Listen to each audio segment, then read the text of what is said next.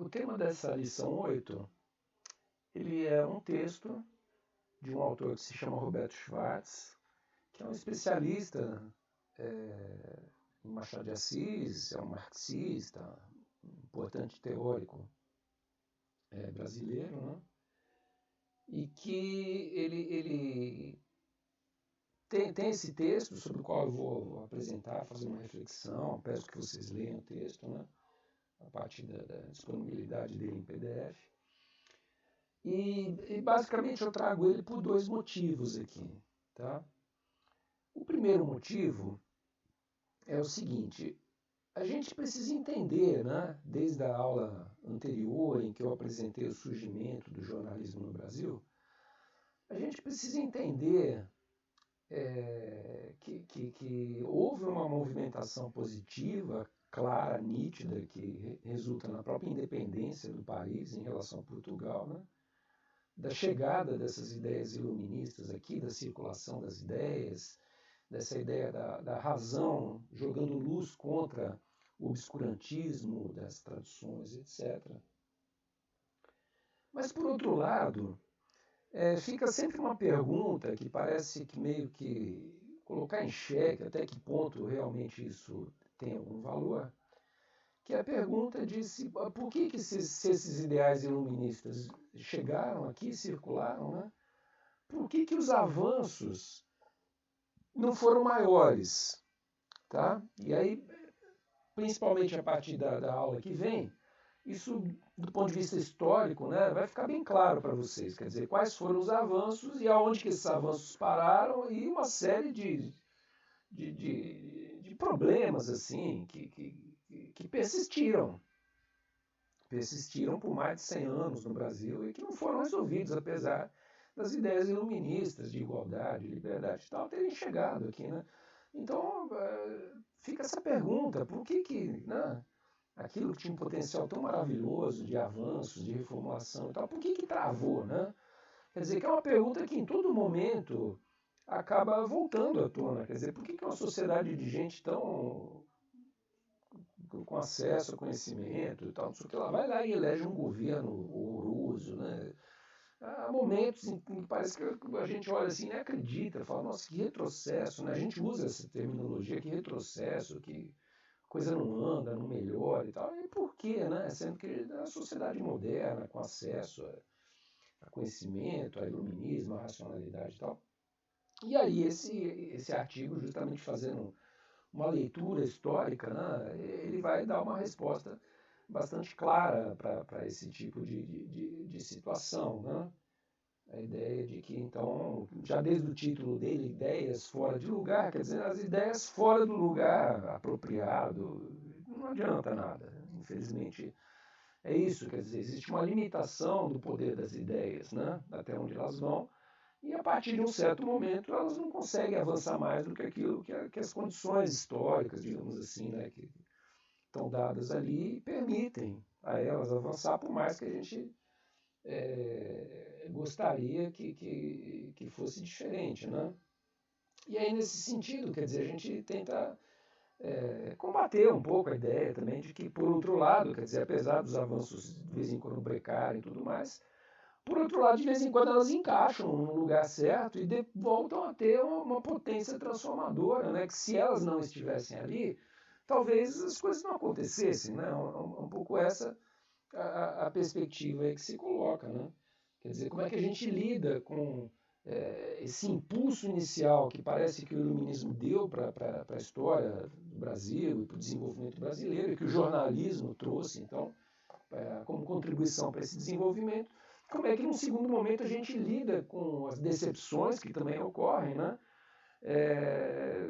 Percebendo que tem limites para os avanços, mas, por outro lado, também percebendo que não é pelo fato dos limites terem brecado os avanços, né? Que, digamos assim, aquelas ideias que estão empurrando, né, os avanços, que aquilo não serve para nada. Quer dizer, então, é esse jogo duplo, digamos assim, que esse artigo, num certo sentido, vai resolver para a gente.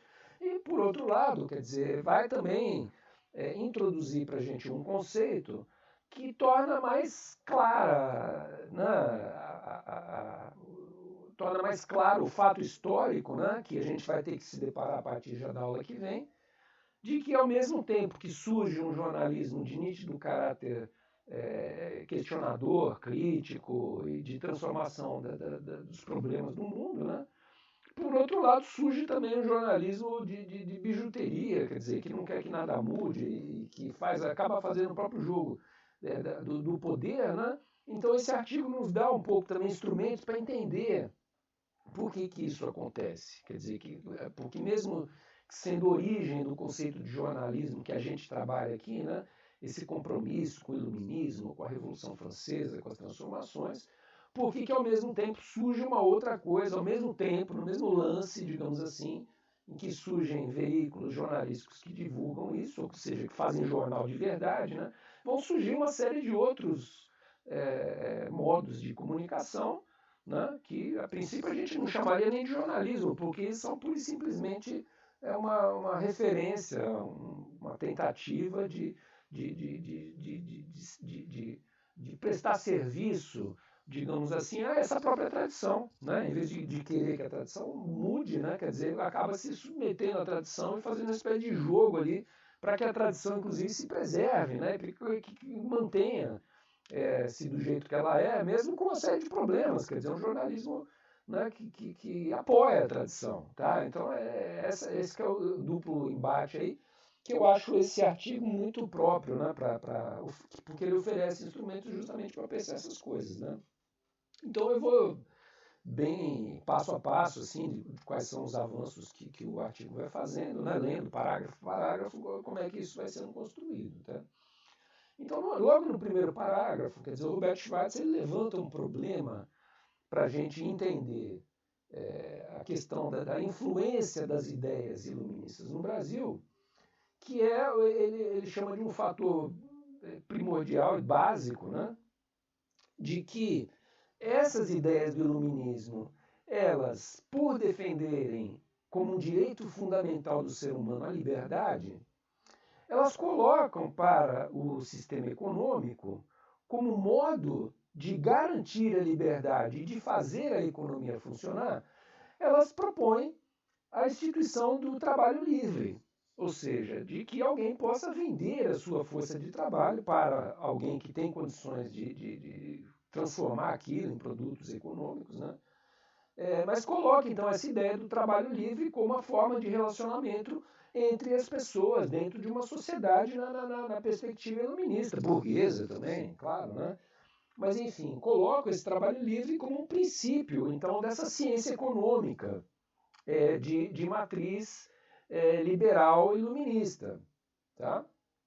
E aí o que acontece? Então esses valores do trabalho livre estão introjetados dentro da ideologia do iluminismo, né? E por outro lado, quer dizer, apesar da gente ter um iluminismo, então, que a gente viu que chega no Brasil a partir de 1808, quer dizer, no Brasil até 1888, né, ou seja, durante ainda 80 anos, vai persistir um regime de exploração escravocrata, tá? Que não tem trabalho livre, tem trabalho escravo, né? E como que isso, então, quer dizer, essa realidade escravagista, né, no Brasil do século XIX, quer dizer, como que ela convive com uma ideologia iluminista que cataloga isso, no mínimo, né, de algo impolítico ou de algo abominável, né? São as palavras que uma teoria iluminista destina para um regime escravocrata. Quer dizer, qualquer ordem de pensamento iluminista não aceita a escravidão como forma de relação social. E no Brasil, essa forma de relação social vai perdurar ainda 80 anos depois das ideias iluministas chegarem aqui. Então, esse o problema. É esse o problema que está colocado. Quer dizer, quando eu falei para vocês, não houve um impulso do iluminismo, do jornalismo aqui no Brasil a partir de 1808, que desembocou inclusive na independência do país em relação a Portugal em 1822, quer dizer, era aquela reclamação do Frei Caneca, por exemplo, né, de que não tinha que parar só na independência, quer dizer, tinha que avançar, tinha que caminhar talvez para uma república, tinha que caminhar com certeza para o final da escravidão. E isso não acontece em 1822, só vai acontecer em 1888. Então fica uma espécie de sapo, né, entalado na garganta de quem acreditou naqueles valores iluministas de transformação, que achou que o jornalismo ia transformar o Brasil e tal. Pô, mas transformou, mas não acabou com o escravo, né? Que parece ser uma coisa bastante básica, assim, né? Para que justamente a gente não seja taxado de um país abominável, né? E foi o último país do planeta a acabar com a escravidão, né? Foi o último país do planeta. A gente carrega esse troféu, né? De ter sido o último país do planeta que acabou com a escravidão, né? No mundo inteiro foi o último país que acabou com a escravidão. Foi o Brasil, 1888, né? Porta já da entrada do século XX, quer dizer, enfim. Aí no segundo parágrafo ele vai novamente retomar essa problemática, né? E vai dizer então que essa peculiaridade, digamos, do sistema de produção escravagista coloca o Brasil fora do sistema da ciência iluminista. A gente está do lado de fora, porque a gente não tem como aderir a todo um pacote que o sistema de pensamento iluminista propõe, se a coisa mais básica possível, que é a garantia da liberdade dos direitos individuais, não está garantido. Tá? Então, segundo os termos aqui do Roberto Schwartz, a gente vira uma aberração frente ao iluminismo. A gente vai ter que ouvir isso até, né, a virada do século, né? Esse dedo, digamos assim, internacional do pensamento iluminista apontando para o Brasil e falando isso é uma aberração. Né? Do mesmo modo como hoje, na virada, né, andado já o século XXI e tal, as pessoas veem as queimadas na Amazônia, apontam o dedo e falam isso é uma aberração. Assim como olham-se para as favelas nos morros das cidades brasileiras e o dedo internacional fala isso é uma aberração, a fome. Enfim, vocês estão entendendo qual que é a dimensão desse problema. Quer dizer, não é um problema que remonta ao século XIX e ali se resolveu, né? Mas é esse descompasso entre aquilo que se sabe, aquilo que se conhece e aquilo que se faz. Tá? Numa sociedade moderna, etc., quer dizer, surge um surto, uma pandemia de gripe, né? E tem gente que continua dizendo que usar máscara e tal é coisa de marica, entendeu? O que é isso? Entendeu? Esses caras não são machos, né? Quer dizer, é esse o descompasso, né? Que é um descompasso que é componente da nossa história desde quando o Brasil nasceu, porque o Brasil nasceu em 1822, antes era uma colônia de Portugal, né? Então acompanha a nossa história desde a sua origem, né? Esse fato de conviver com ideias de caráter mais avançado e com práticas, né? E com políticas e com uma realidade absurdamente aberrante, né? No teatro do José de Alencar, por exemplo, cita aqui o Roberto Schwartz, né? Ele vai dizer, então, né, que isso humilha o brasileiro. Né? O fato de ter escravo no Brasil humilha o brasileiro. As pessoas têm vergonha de ser brasileiro. Assim como, no momento contemporâneo, também tem uma série de coisas que fazem a gente ter vergonha de ser brasileiro. Né? A questão ambiental, até mesmo as opções políticas da maior parte da população, a qual a gente entende, se submete, né? Mas que a gente acha impressionante, né? que surpreende a gente, né? Certas opções aí, tal, que as pessoas tomam livremente, vão nas urnas lá e votam e tal, e elegem, né, certas pessoas e tal, certos projetos de governo, né, que me deixam particularmente humilhado, com vergonha. Né? Assim, os conservadores daquele tempo, né, porque conservador não é novidade, né, conservador, né, é marca da nossa cultura, da nossa colonização, da nossa cultura. Né?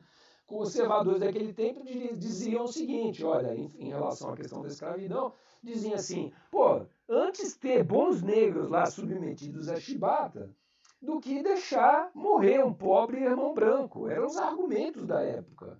Né?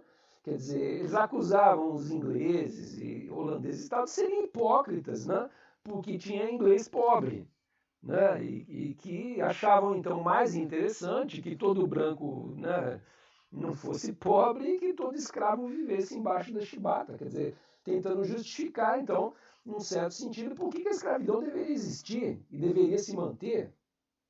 Muita gente, no final do século XIX, quando a escravidão finalmente terminou no país, muita gente se indignou, né? Tem regiões, a região que é Barra Mansa, onde eu trabalhei uma época, eu fiz uma pesquisa lá, os agricultores lá fizeram praticamente um boicote assim, da adesão ao trabalho livre de imigrantes italianos e tal, porque achavam que a escravidão inclusive ia voltar, né? Que não ia ser duradouro esse negócio de acabar com o escravo, não, porque ia voltar.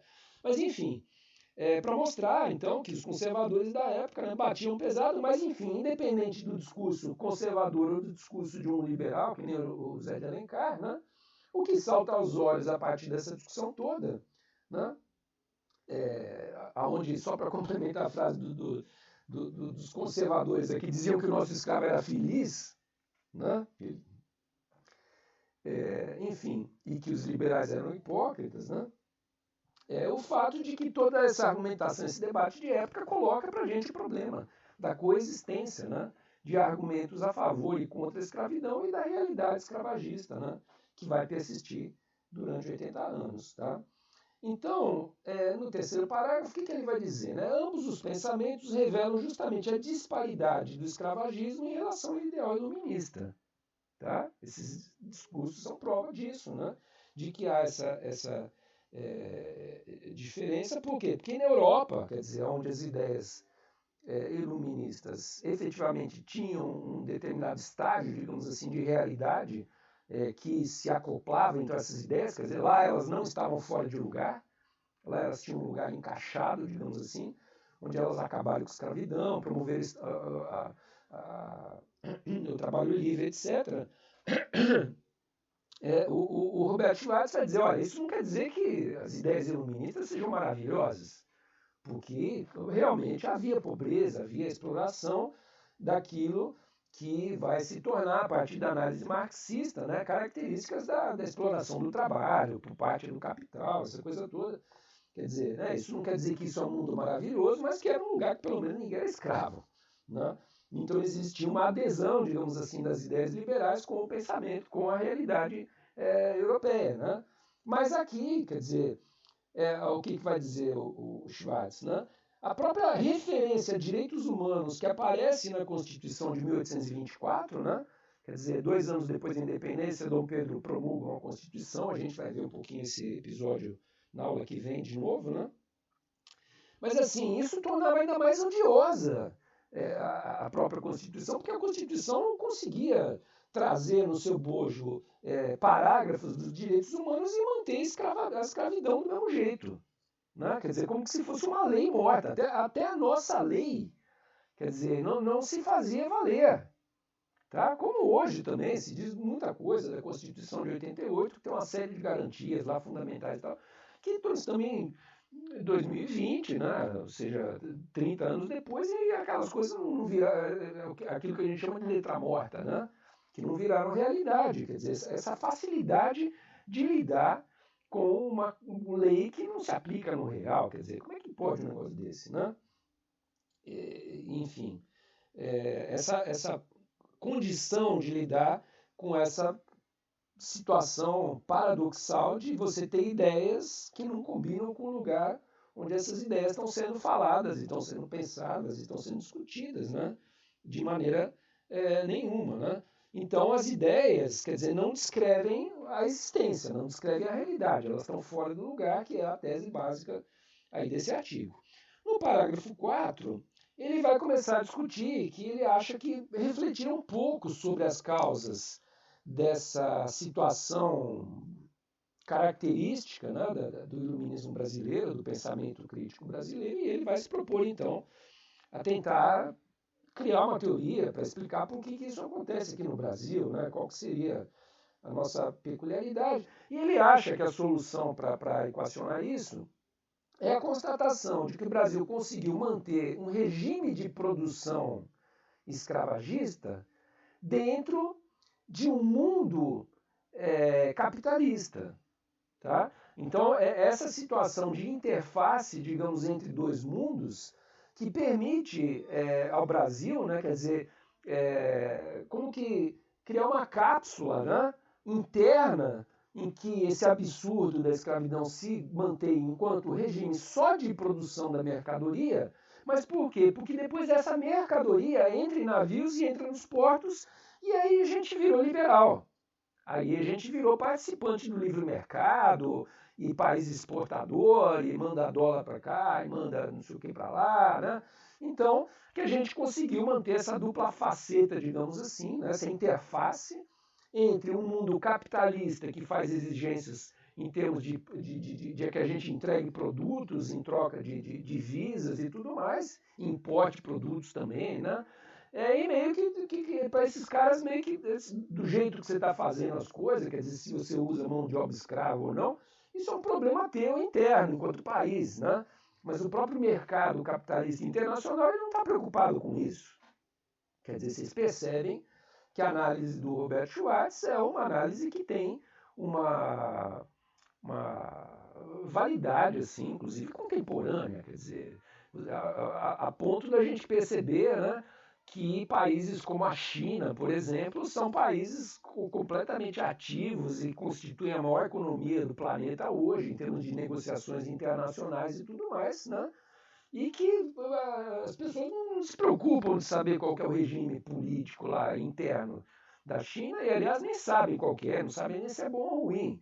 Né? A Rússia também, né, é um grande parceiro do capitalismo internacional, com suas transações econômicas e tal, e que ninguém fica questionando como é que é o regime interno lá da coisa e tal, da mesma maneira, quer dizer, esses parceiros comerciais que a gente tinha, a Inglaterra, a Europa de maneira geral e tudo mais, também não queriam saber muito o que estava acontecendo aqui dentro, quer dizer, existia um olhar, né? Existia uma criticidade, tá? Mas também era uma coisa que, pô, os brasileiros que resolvam isso entre eles, né? Quer dizer, então essa espécie de fechamento, assim, né? Numa espécie de cápsula, né? Onde internamente o sistema capitalista não fica vendo se alguém está ali está explorando até a raiz do osso do empregado ou não, quer dizer, isso cada país que cuide da sua situação, cada um que mais ou menos que se desenvolva, né? E que no caso absurdo brasileiro, quer dizer, se conseguir então conviver, né, como um participante de um mercado internacional baseado em ideais libertários, mas com um regime de produção interno escravagista, tá? Por outro lado, quer dizer, esse relacionamento, esse modo de produção interno, né, no qual a gente era refém, ou a gente optou por isso, enfim, né, também colocava o nosso próprio processo de produção numa relação tensa com relação à própria ciência e esses valores da racionalidade e do iluminismo. Né?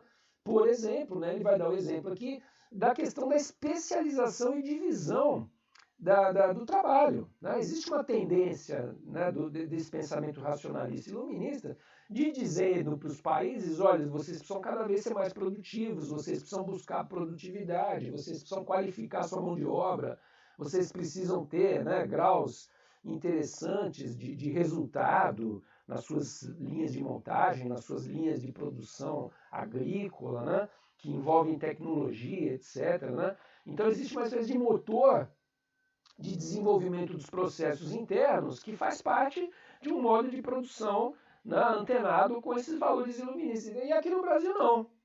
Aqui no Brasil não. Como a mão de obra é de escrava, você não ia querer educar, né, a sua mão de obra, você não ia gastar dinheiro qualificando o cara. Desde que aquele campo desse os toneladas de açúcar lá que você estava comprometido em ganhar por processo de exportação, você não estava nem aí com produtividade, nem com nada disso. Né? Você tinha lá milhares de escravos, milhares né, de pessoas trabalhando para você sem pagar nada, e você queria que aquilo lá resultasse em tantas toneladas de cana. Você não queria saber quantas toneladas por hectare ia estar produzindo, como é que você ia melhorar essa produtividade. Quer dizer, era um país que até nisso, quer dizer, isso fomentava também um atraso.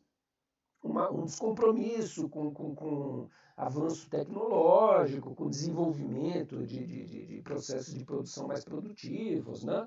Que hoje em dia, quando se fala tanto no o Brasil é um país obsoleto em termos de infraestrutura e tal, Quer dizer, é lógico, é resultado disso, né? É resultado exatamente dessa perspectiva, né? Que nunca valorizou a produtividade, valorizou era tirar o couro das pessoas para produzir cana lá e ganhar o dinheiro, né? Então, vejam como isso traz impacto, né? Do ponto de vista até mesmo do desenvolvimento interno de um país. O seu desenvolvimento enquanto estruturas especializadas e de divisão de trabalho e tudo mais, né? Não existia nada disso, né? E aí, nesse sentido, quer dizer, vai acabar sobrando, né, uma situação aqui que é a seguinte, né? Você criar um país que o regime de produção dele é muito mais calcado na disciplina e no medo do que na eficiência de processos científicos, né? Quer dizer, a ciência para um país que funciona dessa maneira parece meio que uma coisa assim de fantasia, de luxo, entendeu? Uma coisa que eu não preciso disso. Para que eu vou aprimorar meus processos, né? Pensar, pensar em modernidade e tal, né? Então a ciência era uma espécie de fantasia, de balão de fumaça que não leva a lugar nenhum, e por outro lado o obscurantismo do sistema escravagista e da porrada, enfim, da repressão, da violência do regime escravagista era vista como realista, né? O real é esse, e é isso, o real é porrada, né? Então quando alguém vira e fala assim, não, a hora que acaba a conversa começa a pólvora, né? É porque a gente vem de uma tradição que é uma tradição de violência absurda contra as pessoas, né? E de, digamos assim, sustentação de um regime com base na violência, né? Essa violência que vira e mexe na nossa história vai aflorar, né? Agora, uma violência que quando a gente vira, né? E fala para o mundo, olha, nós temos pólvora, quer dizer, o mundo inteiro dá uma olhada assim, né? E dá risada, e por outro lado, quer dizer, suja a pergunta qualquer dia, aí, porra, quer ir pra porrada mesmo, cara? Né?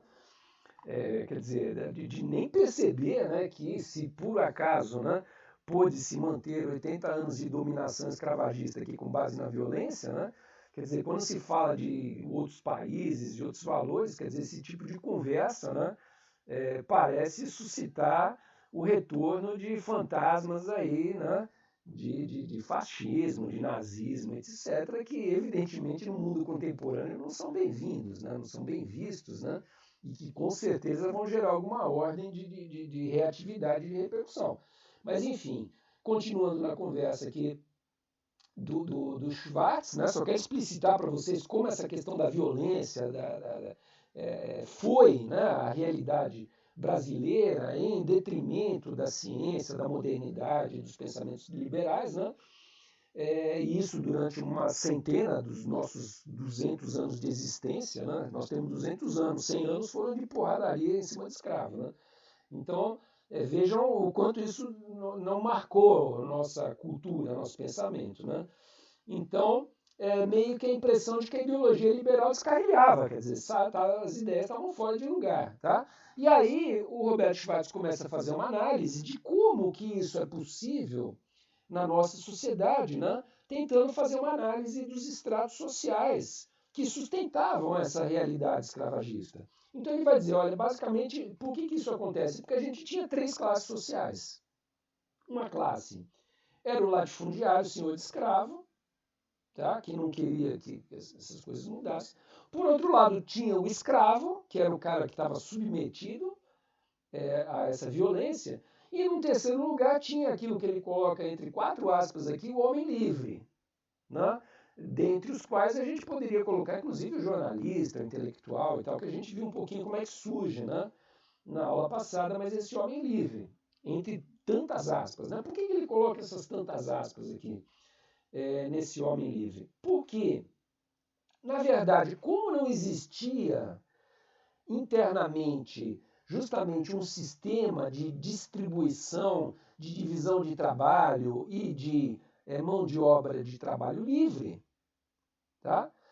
Não existia um mercado interno. Porque se pode existir um mercado interno que alimente, por exemplo, um jornalismo autônomo que ganha dinheiro com anúncios, né? um mercadinho que ganha dinheiro porque vende alimento para o jornalista, para o sapateiro, para os alfaiates, ou seja, só existe um mercado interno porque existe mão de obra assalariada, que recebe seus salários e vai para o mercado e compra carro, compra computador, compra sapato, compra roupa. Ou seja, tudo isso faz parte de um sistema. Tá? Que quando você não tem o trabalhador com um salário no bolso, quer dizer, esse sistema não pode existir. Né? Então, internamente, por força do nosso regime de produção escravocrata, a gente não tinha mercado. A gente não tinha mercado, então a gente não podia ter indústria, não podia ter, enfim, mercado, fornecimento e tal, não sei o que. E você fala, pô, mas como assim, né? Quer dizer, então do que essas pessoas viviam, do que elas sobreviviam, né?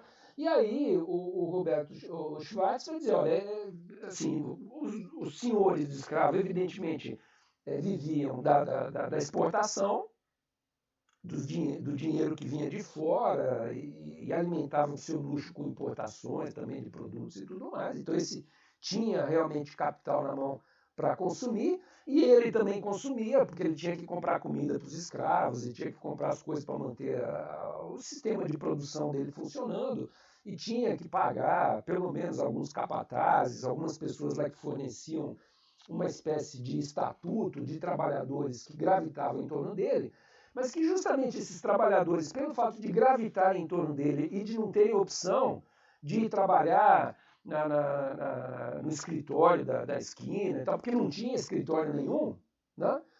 Por força disso, quer dizer, a relação que se estabelecia entre esses sujeitos livres, né, e os senhores latifundiários era, antes de tudo, uma relação de dependência absoluta, que gerava aqui aquilo que o Roberto Schwartz vai dizer que se chamaria da relação do favor. Da relação do favor. Né? E você, na verdade, começa, então, a distribuir, quer dizer, as pessoas que têm dinheiro, que participam desse mercado internacional, onde esse dinheiro é gerado e é movimentado, né? Eles começam a gerar uma relação com esses homens livres, que é uma relação de dependência com base no favor. Tá? Então começa a existir, por exemplo, um Estado que tem funcionários públicos, esses funcionários públicos têm um dinheiro que eles recebem como salário e tal. Por quê? Porque existe o escravagista que está exportando, né, cana-de-açúcar, carne, uma série de coisas e tal, e está recolhendo divisas que pagam uma taxa, um imposto e tal, que alimenta, né, não só o próprio imperador, mas alimenta também um bando de funcionários públicos lá, que é gente que trabalha em departamentos e alfândegas, setores e tal. Ou seja, começa a surgir sim um grupo de homens livres, né? Mas que em grande medida, quer dizer, eles sempre dependem em alguma medida de um favor, né? Ele vai citar um pouquinho mais para frente no artigo, quer dizer que o Machado de Assis, por exemplo, ele tem uma fase que ele escrevia muito criticamente nos jornais e tal, não sei o que lá, mas depois ele virou funcionário público e aí ele já não podia mais escrever tão violentamente contra o regime, né? Porque senão ele ia perder o emprego, né? Porque em última medida era o imperador que mandava colocar pessoas em cargos e tirava as pessoas dos cargos, né? Então não tinha como você ter autonomia, como você ter independência. E no mesmo sentido, quer dizer, o jornalismo que vai surgir nesse período, que vai ser realizado por homens livres, também vai ter essa dependência do favor. E aí vocês já começam a entender por que surge um jornalismo que é um jornalismo que não vai ser crítico. Não vai ser crítico por quê? Porque ele depende do favor do cara que é o cara que faz o jornal sobreviver. Né? Que em última instância é ou o imperador, é o poder oficial, ou os grandes latifundiários e tal, que são as pessoas que têm dinheiro, que movimentam a economia e que favorecem esses homens livres, porque esses homens livres justamente dão apoio a eles. Né? Então vocês entenderam, quer dizer, o imbróglio em que a situação de atraso no sistema de produção escravagista brasileiro acaba enrolando todo mundo e não dando opção de liberdade. Tanto é que a gente viu lá na aula anterior, quer dizer, quem tinha liberdade para escrever efetivamente o que queria, né? Ou era o Hipólito da Costa, que vivia na Inglaterra, né? A aula que vem a gente vai problematizar um pouco melhor isso, ou era o Frei Caneca, que, pô, fuzilaram o cara, entendeu? Porque ele fez um jornal efetivamente que era contra o regime e o lugar dele foi virar presunto, né? Então, essa mesma violência que era exercida contra a população escrava quando precisava, também se voltava contra o jornalista e matava o cara. Né? Se o cara começasse a falar muita bobagem, você pegava o mesmo poder, a mesma violência que mantinha a escravidão em funcionamento e voltava contra alguém lá e matava o cara e acabou a conversa. Né? Então, era uma sociedade toda pautada na violência e na absoluta ausência de liberdade. Então não dá para falar em liberdade de imprensa num lugar onde não existe nem liberdade de trabalho livre. Quer dizer, que é o cúmulo da falta de liberdade, você ser escravo. Né? Então, entre esse latifundiário e o homem do favor, vai se dar uma relação, né, que é uma relação pautada pelo favor, pelas benesses, pelas indicações das pessoas que tinham influência, que tinham dinheiro, né? Onde todo homem livre, no fundo, era um cara que acabava dependendo do favor. Por quê? Porque não tinha uma economia liberal, onde o dinheiro circulasse, né, fazendo movimentar uma economia burguesa livre que desse salário decente para pessoas e tal, para alimentar esse mercado interno, então, abastecido por uma burguesia e consumido por consumidores que são trabalhadores numa estrutura capitalista, de venda de trabalho para empresas, para agricultores, etc, etc. Isso não existia. Né? Então, todos acabavam dependendo do favor e dentro dessa relação de dependência do favor, né, o que vai acabar acontecendo? Né? O Roberto Schwartz está focado aqui um pouco na literatura. Ele vai dizer que os escritores acabavam disfarçando a violência do regime de produção. Então você pega, né, vai ser tema, a gente vai voltar a esse assunto mais para frente. Você pega toda a produção dos escritores românticos, que muitas vezes saíam em jornais, nas formas de folhetim, que eram pequenos rodapés dos jornais, onde os romances iam sendo publicados, Machado de Assis, Zé de Alencar, todos eles publicavam em folhetim, que era um rodapé de jornal, né? Quer dizer, mas disfarçavam a questão da violência da produção. Por exemplo, no romantismo, quando faziam um romance que tinha o português, que tinha o índio, mas não falava do negro.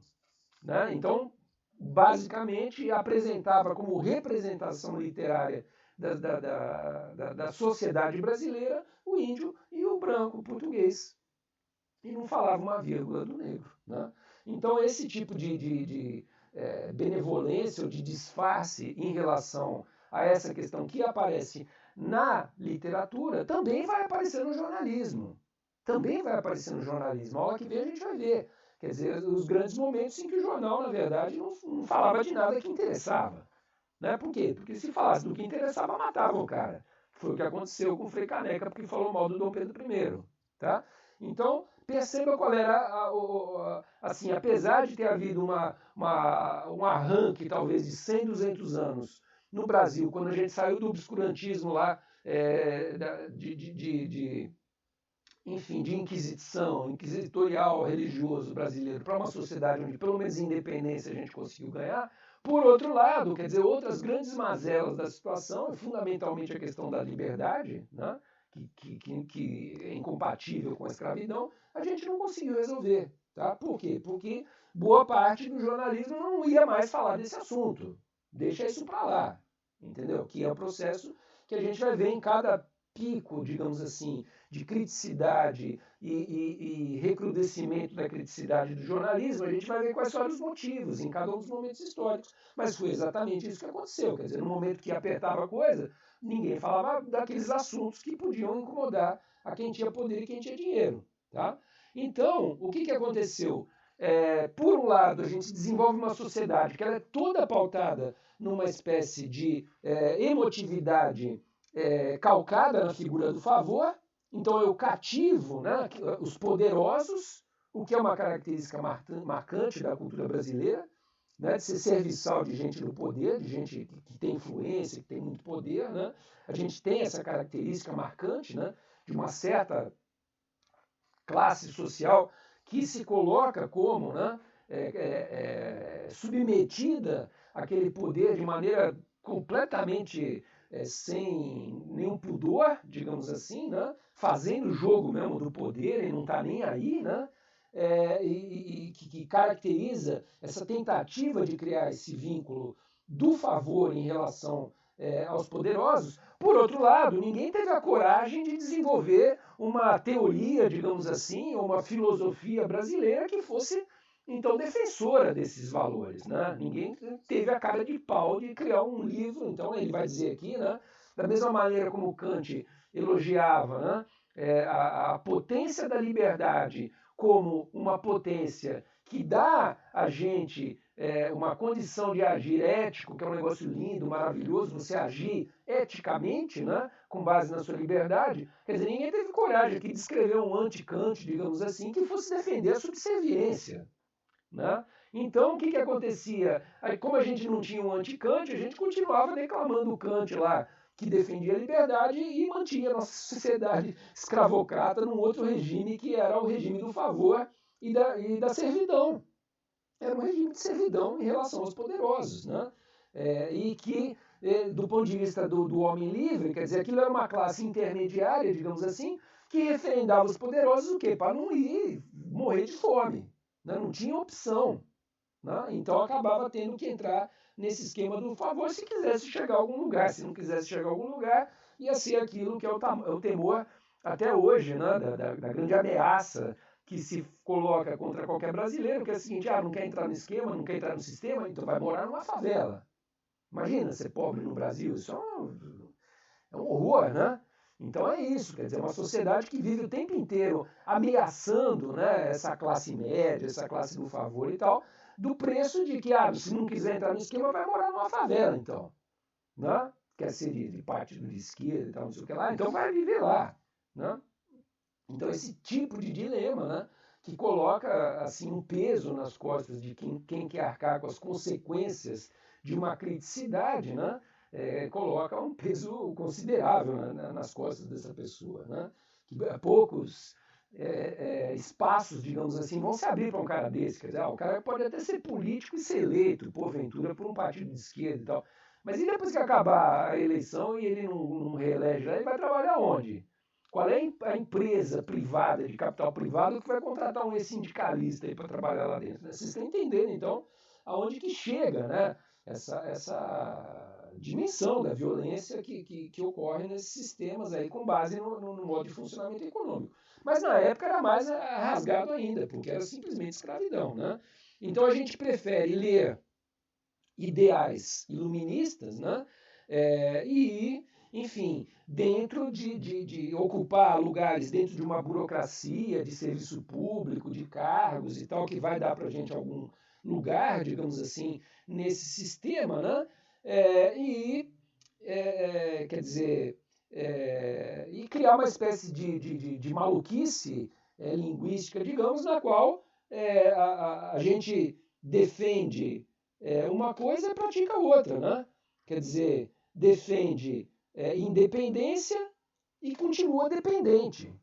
Tá? Não é dependente mais de Portugal, não, mas é dependente do imperador e dos senhores latifundiários. Quer dizer, a dependência mudou de endereço, mas a dependência continua.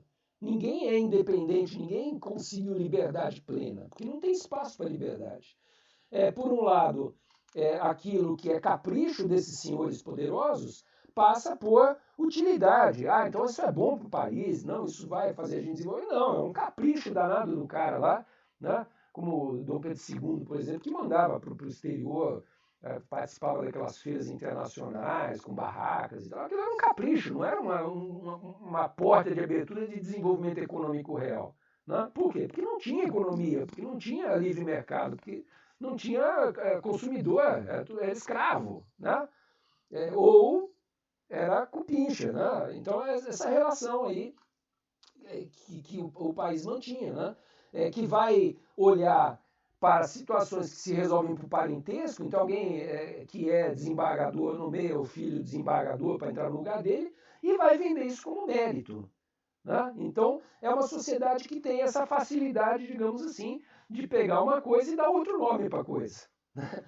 Vai chamar de capricho e utilidade, vai chamar de dependência e dependência, vai chamar de parentesco, vai chamar isso com mérito. Né? Que é característica, então, dessa situação das ideias fora de lugar. Quer dizer, as ideias dão nome para coisas que não são a coisa que elas teriam que representar teoricamente. A gente tem uma certa plasticidade, digamos assim, para lidar isso, né? E isso, evidentemente, é mantido por uma espécie de hipocrisia de mão dupla, né? De que, por um lado, quem tem o poder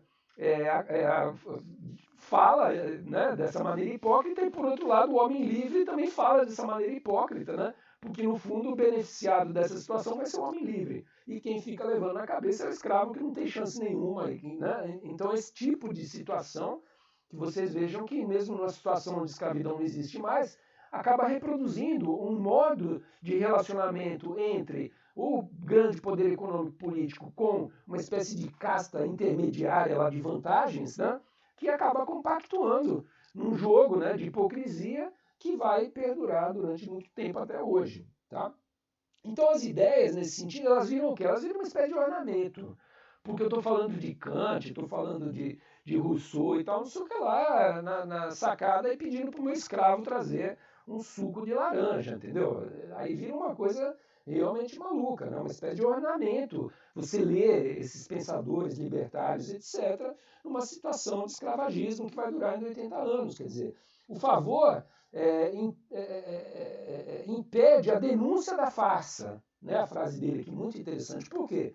Porque o cara que é favorecido do favor, ele não vai denunciar a farsa, porque ele é o favorecido. E o cara que está dando o favor, que tem o poder de oferecer o favor, ele também não vai denunciar. Então ninguém denuncia. Né? Porque não interessa para ninguém denunciar a farsa. E a farsa se mantém. Né? E a gente fala em liberalismo, fala em ideais iluministas, etc., né? Dessa maneira absurdamente descomprometida com o real. Tá? É isso que, no fundo, está acontecendo. Tá? Por que o cara livre vai manter essa hipocrisia? Né? Porque ele não quer virar pobre, ele quer continuar sendo objeto do favor. Tá? Então, aí nesse caso, quer dizer, o próprio Machado de Assis não vai escapulir disso, ele faz uma crítica que é o Machado. Já no 8º parágrafo, o que ele vai dizer? Ele vai falar especificamente aí do jornalismo, quer dizer, ele vai citar que as revistas, né, que louvam, por um lado, o iluminismo, que é aquilo que a gente viu da gênese do jornalismo, então as pessoas louvam essa figura do jornalismo crítico e tal, né, falam que, porra, o Hipólito da Costa é nosso patrono, porque jornalismo tem que ser crítico, tem que bater, tem que denunciar os desmandos, jogar a luz no obscuro e tal, né? E, por outro lado, aceita a escravidão. Tá?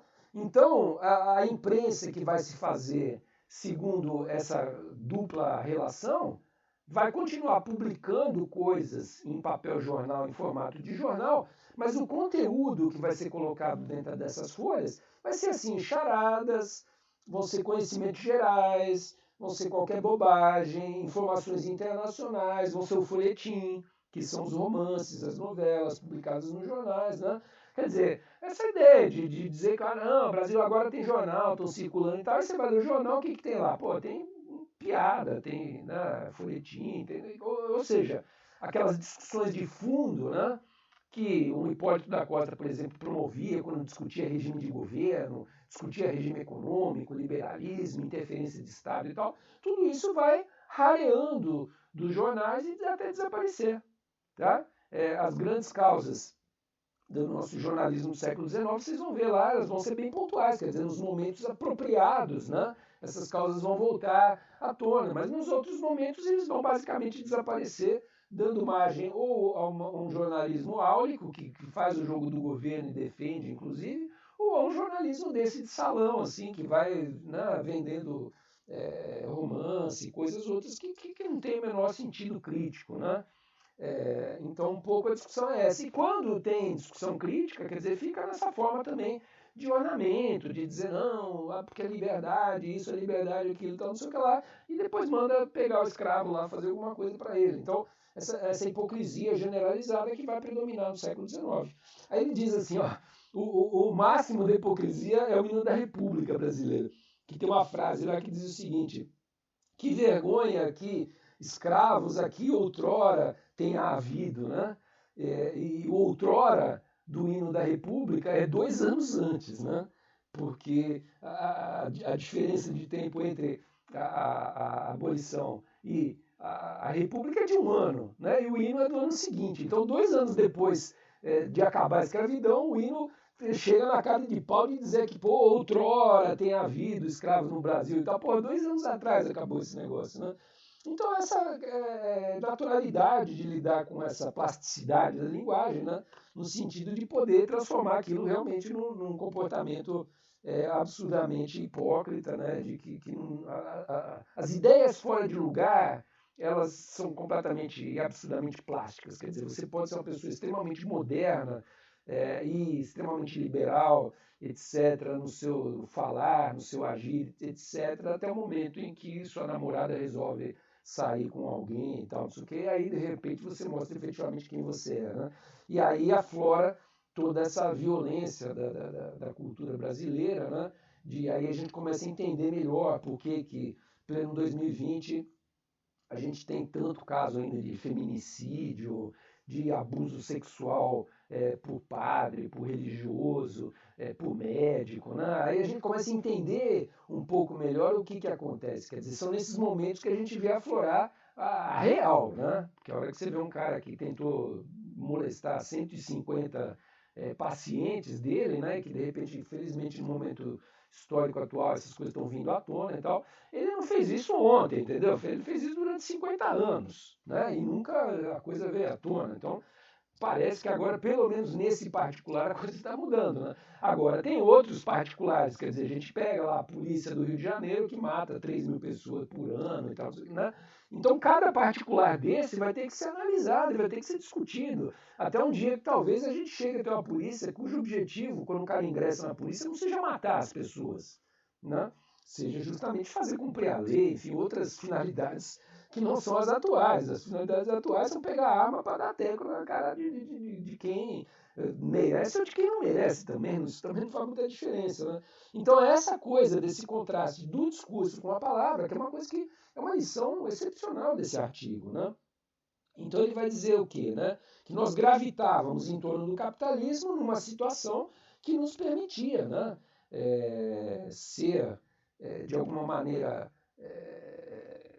carregar essa situação híbrida, né, de violência radical, com escravidão, etc., né, com ideias libertárias, até o momento que efetivamente, a gente vai ver isso nas aulas seguintes, efetivamente, de vez em quando, as ideias libertárias encaixam numa realidade lá propícia e aí acaba com a escravidão, acaba com o império, vem a independência, quer dizer, são momentos, né, em que efetivamente essa força, né, do jornalismo se faz valer enquanto transformação efetiva do mundo. Mas são momentos históricos apropriados onde a ideia realmente encaixa. E aí, quando encaixa, quer dizer, ela deixa de ser uma ideia fora de lugar e vira uma ideia no lugar, e aí a transformação efetivamente se materializa, se concretiza. Né? Então, é essa dupla característica da ideia de poder estar colocada num lugar, ou de poder estar fora do lugar completamente, né?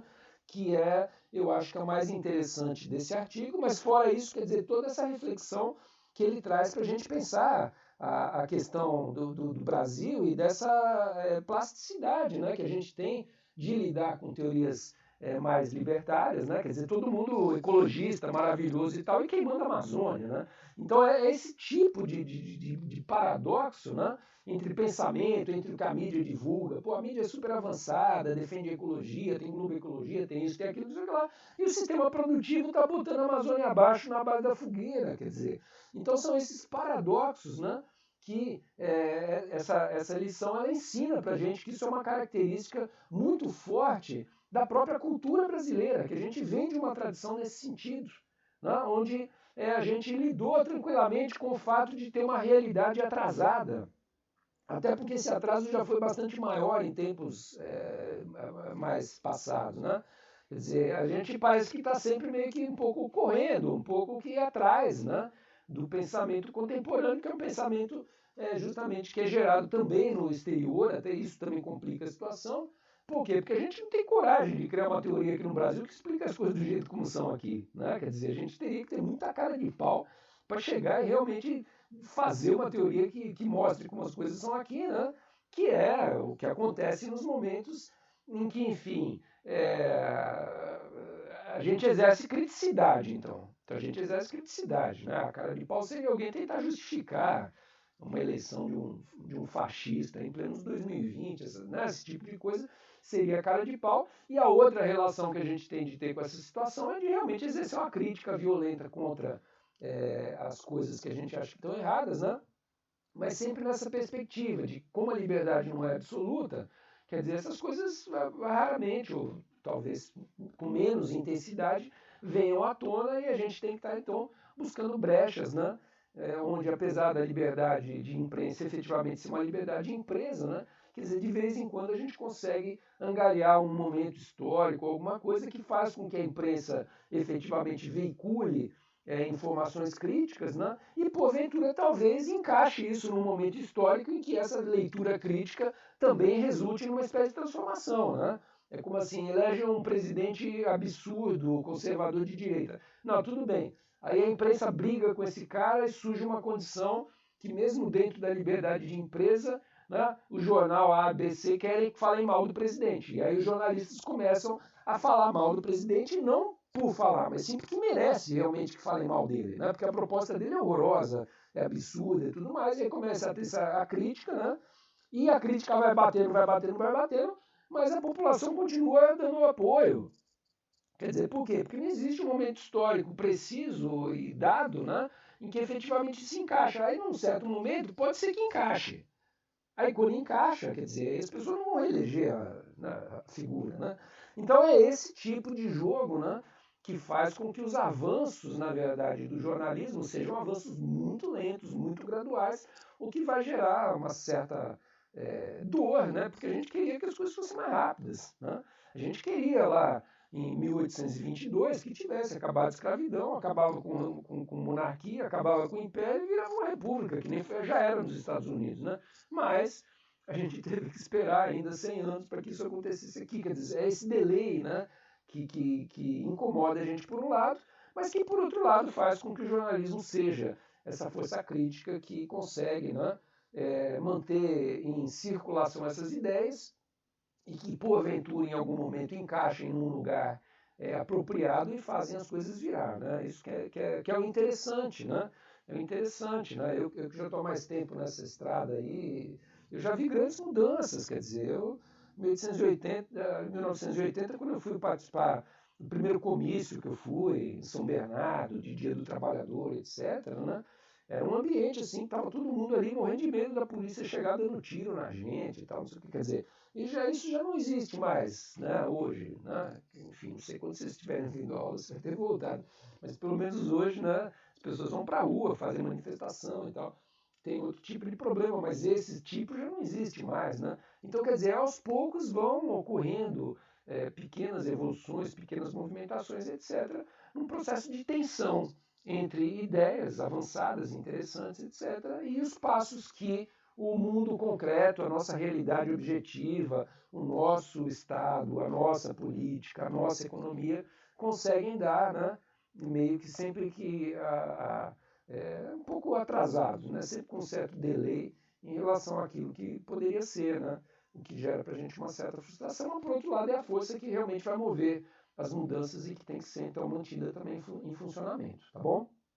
Na próxima lição a gente retoma então o percurso, né, da história do jornalismo, da imprensa no Brasil, já a partir do livro do Nelson Werneck Sodré, que é um livro de história, então ele vai puxar dados históricos, elementos históricos, e a gente vai acompanhar então como é que se deu isso historicamente no século XIX, nesse módulo aqui, tá bom?